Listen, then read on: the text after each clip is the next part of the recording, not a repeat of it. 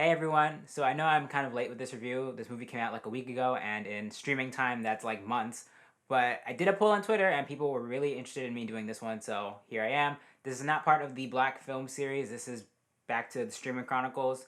I think I'm going to go back and forth between the two because there are some new releases still coming out, and I do want to be able to review those, but then also highlight some important Black movies and TV shows. So I'm going to do a little bit of both.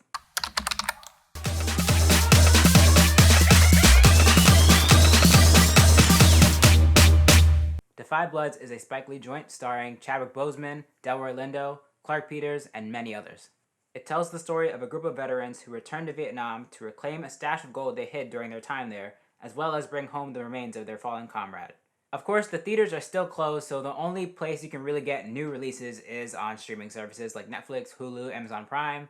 And so I was looking forward to this one. This is kind of like a blockbuster-esque movie. It's not super huge in scale, really, when you look at it, but it does have a lot of great action and it does have a lot of great social commentary. And of course, it's very relevant. Spike Lee is very great at exploring issues of race and the role black people play in our society and how society treats them. I think Spike Lee does a great job of that in his movies. This is no different.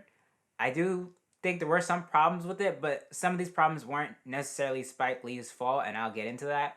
But overall, I would say I did enjoy this movie. So let's get into it. What worked? I think the cast here did great. Everybody, I think, played off each other really well. I did feel like this was a group of men who had a very strong connection, who have all shared this experience of fighting in this war. You see that black people fought in this war, but at the same time, back home in the US, they had to fight for civil rights. They were being mistreated. There was segregation. There's all this stuff working against them, even though they're doing all this good for their country. They're fighting for their country, even though their country's not treating them correctly. They explore that really well in this movie. The characters all gave a really interesting perspective to this. Now, two characters that I think explored this really well were Otis and Paul. I think these two did get the most development out of everybody in the group. I mean, everybody again was great in the movie. It's a great ensemble, but I think these two, I think, really had the most to do in the movie. Paul, you can see, has a lot of psychological issues as a result of his time in the war. You see, he's a Trump supporter.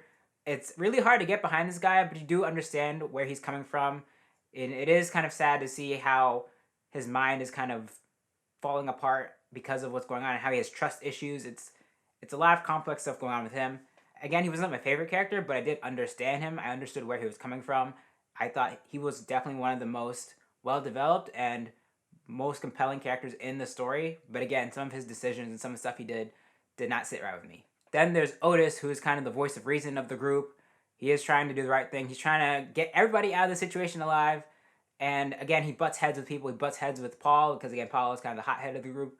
But these two, I think, really helped carry this movie. I think they really added the most development and dimension to the story. I also thought it was interesting that this movie kind of mixes genres. At one point, it's a treasure hunting movie, and then the next, it's an action movie, and then it's a war drama. It's all these different elements mixed together into one. The war stuff is interesting because not only do they use these characters to talk about fictional moments in the war, but they also use real images, real documentary footage of things that were happening in the war. And so they do not hold back. They show you a lot of graphic details of what people were doing during the war, how the people of Vietnam were killed in very gruesome ways. It's like really hard to watch. So if this is something that bothers you, they don't really give you a trigger warning, but it is rated R, so you kind of go into it expecting some level of violence. But these are some really graphic images, so if that's not what you want to see, I don't recommend watching this.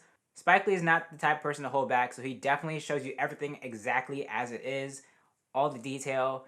It's graphic, yes, but it does really give you a perspective. It gives you context for how messed up things were during the Vietnam War. And of course, in the movie itself, there's also a lot of graphic moments, things that kind of catch you off guard.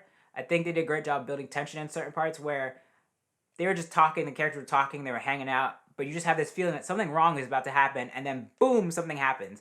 There were some moments I saw coming and some moments I didn't, but in terms of action, I thought it was pretty well executed. There are some really great practical effects here also. I think they did a great job, especially when it gets into the details of what happened to certain characters. I don't want to spoil it. Another unique thing about the storytelling here is that Spike Lee uses different aspect ratios to kind of give you an idea of where things are happening in the story. For the really far back flashbacks to when they're in the war, it's shot in 16mm film, so the color is really different, but also it's kind of squeezed into the square format. So you can tell it's like very old, very vintage looking. You could tell that this is happening way back in the past. And then when they're getting into the sort of development, the exposition, the lead up to the whole treasure hunting thing, it's all anamorphic when you're seeing the characters reunite and see them talking about stuff and making their plans. But then once everything picks up, it turns into the usual widescreen 16:9, where you see everything taking up the screen, especially if you're watching on TV. Everything takes up the screen. So I thought that was an interesting way of kind of breaking up the different parts of the story, the different moments in history of what things are happening at certain points. I thought that was interesting. At first, I thought it would be kind of annoying or it may become a little distracting, but after a while, you kind of forget it's happening, which I thought worked really well. All right, let's get into what didn't work. Now, some of these things actually are not Spike Lee's fault, as I mentioned in the beginning, and so I'm not going to fault him for those, but I am going to explain why they stood out to me. But keep in mind that these aren't things that Spike Lee could necessarily control, and I'll get into why. And then there's some things that I think were kind of little nitpicks, but again, they didn't totally ruin the movie for me. First thing, the length. I do think it was a little long, but that's how Spike Lee movies usually are. I'm sure they could have cut some stuff out of this, but I understand why everything was there. But in my opinion, it probably could have had some time chopped off of it. Next thing, the flashbacks. I love that they did 16mm film. I thought that was a really nice touch, but it was kind of weird that Chadwick Boseman looked young, but everybody else looked like the same age they were in the present. And again, that's not Spike Lee's fault. Apparently, he did try and fight for de-aging technology, which would have been perfect here, but he just couldn't get it. And that speaks to what black creators have to face in the industry, that they don't have as many opportunities. They don't have as much access to resources as white directors and white producers and white writers, all that stuff. Like, that's speaking to a bigger issue, and I do understand that he wasn't able to do it. It would have probably helped, assuming the effects were good, it probably would have helped try and separate the older version of the characters from the younger versions, but I kind of just went along with it after a while. It looked weird at first, but after a while, I just kind of went along with it, because there are some shows and movies that are able to pull that off, and they do it in sort of a humorous way, whereas this was more dramatic, so I think that's probably what stood out a little more. Also, I said it earlier, I didn't agree with the decisions of certain characters. There were some moments where I thought, wait, why would you do that? Why would you give this person this? Why would you go along with this? And those moments did make me think, okay, they could have done this differently. This could have been avoided. But again, didn't ruin the movie for me. The verdict. I think Da 5 Bloods is a great time. This movie did a great job of mixing genres. It was a treasure hunt movie. It was a war drama. It was an action movie. I think they balanced all of that really well. The character dynamics really worked for me. I think they did a great job of also including real parts, real images of history to really give everything context. I didn't agree with all the decisions being made in this movie, and I do think they could have cut some time out of it, but I ultimately did enjoy it, and I think it's worth watching on Netflix. So, have you seen The 5 Bloods? You probably have, because I'm doing this a week late. Let me know what you thought down in the comments. Also, don't forget to like this video, share it, and subscribe. Thank you for watching. I will see you in the next one.